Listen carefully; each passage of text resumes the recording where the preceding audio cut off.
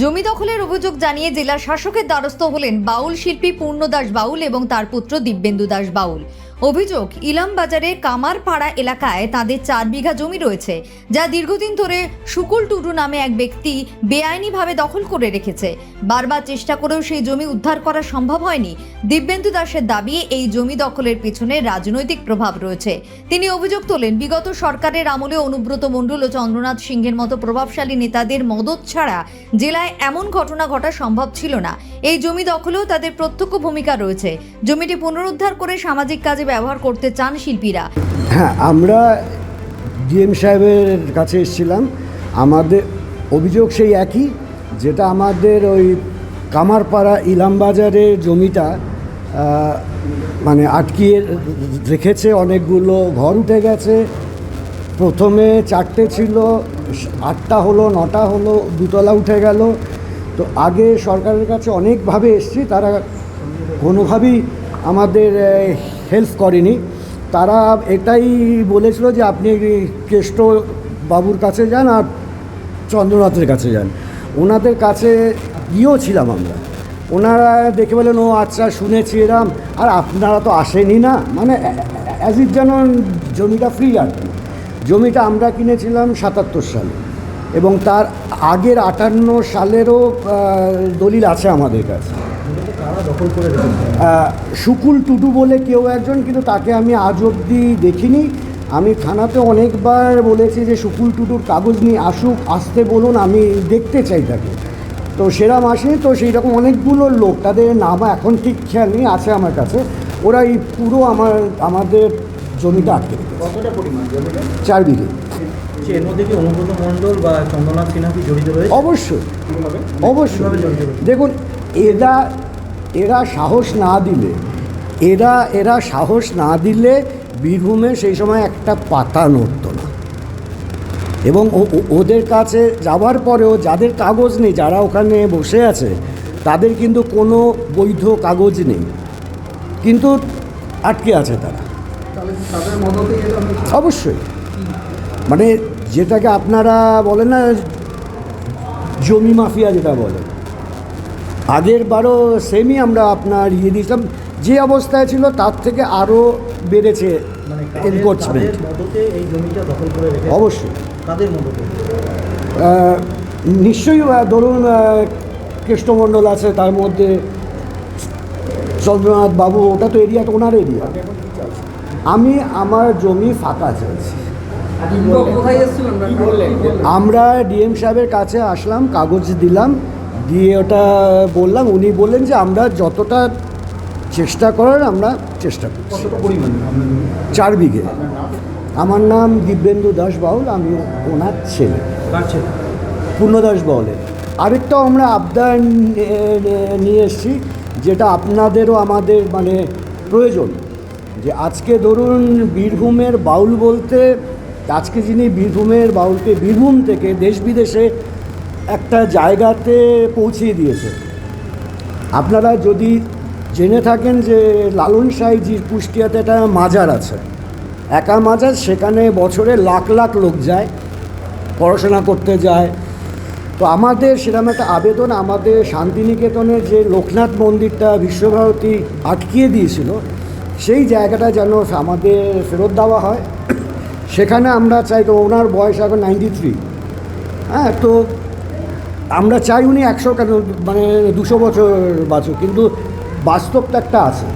Plus ওনার যত যে মানে অ্যাওয়ার্ড, পদ্মশ্রী থেকে সঙ্গীত নাটক থেকে যা যা কয়েক হাজার, আমরা ওখানে একটা ঘর করে যেইভাবে লালনের মাজারে সাজানো আছে। কারণ এটা ঠিক 2-3 বছর পর থেকে কিন্তু লোক আসবে দেখতে যে কোথায় পূর্ণদাস বাউল আছে। হ্যাঁ, সেটা আমরা আবদার করেছি। কারণ রবীন্দ্রনাথ ঠাকুর কিন্তু বাউল ছেড়ে নয়। তো যদি বাউল আর রবি ঠাকুর আর ওইখানে লোকনাথ বাবার মন্দির, আজকে সনাতনের দিনে যদি লোকনাথ বাবার মন্দির আটকানো থাকে, এটা অন্যায়। পূর্ণদাস বাউল জানান, বাউল সংস্কৃতি ও বাউলদের শিক্ষার প্রসারে আমরা ওই জায়গাটি ব্যবহার করতে চাই, কিন্তু জমিটি দখল হয়ে থাকায় এতদিন তা সম্ভব হয়নি। আমরা ডিএম এর কাছে এসেছিলাম এবং ডিএম সেটা গ্রহণ করেছেন। উনি বলছেন এবং সবারই কাছে অনুরোধ করবেন এইটা বলেই তিনি ছেড়ে দেন দিয়ে এবার দেখুন অভিযোগটা হচ্ছে যে আমরা ওখানে বাউলদের তত্ত্ব বিষয়ে একটা বাউল আশ্রম করতে চায় এবং সেই আশ্রমটা শিক্ষামূলক থাকবে, শিক্ষামূলক না, সেটা হয়নি জায়গার জন্য। এই দখল করেছে ওই বলতে পারবে আমার ছেলে।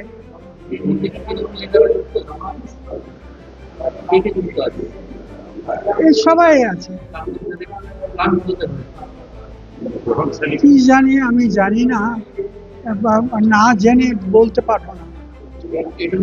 কৃষ্ণমণ্ডল আছে আর মন্ত্রী যে আসছে না, চন্দন আসছে না, এই দুটো করতে চাইছি যে এরা যদি মুক্ত করে দেয় তাহলে এই জিনিসটা করতে সহজ হয়ে যায়, করতে পারি।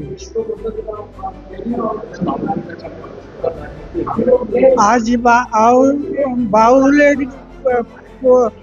বাউলের যে আসল তত্ত্ব, সেই তত্ত্বটা ধরা আমার কাজ।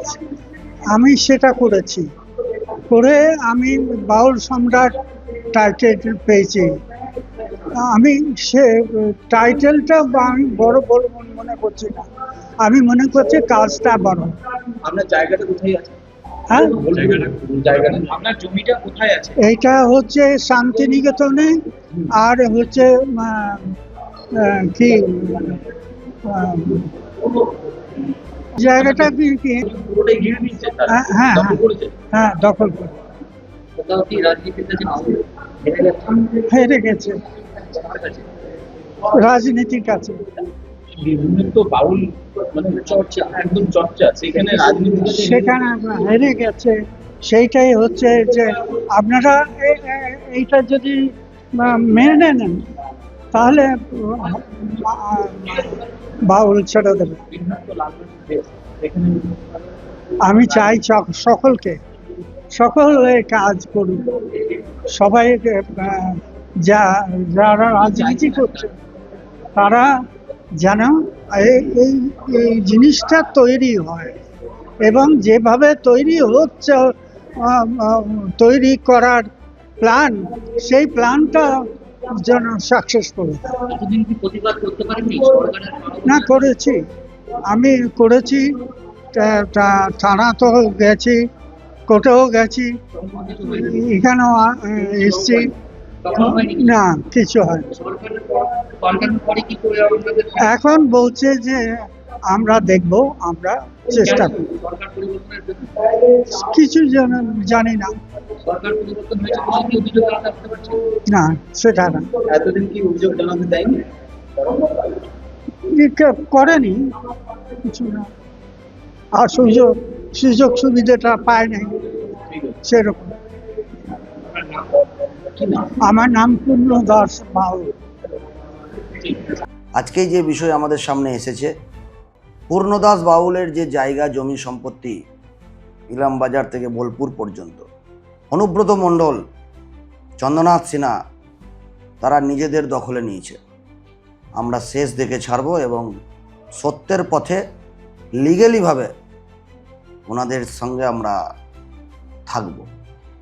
জমি ফেরত পেয়ে সেই পরিকল্পনা বাস্তবায়িত করতেই তারা প্রশাসনিক হস্তক্ষেপের দাবি জানিয়েছেন।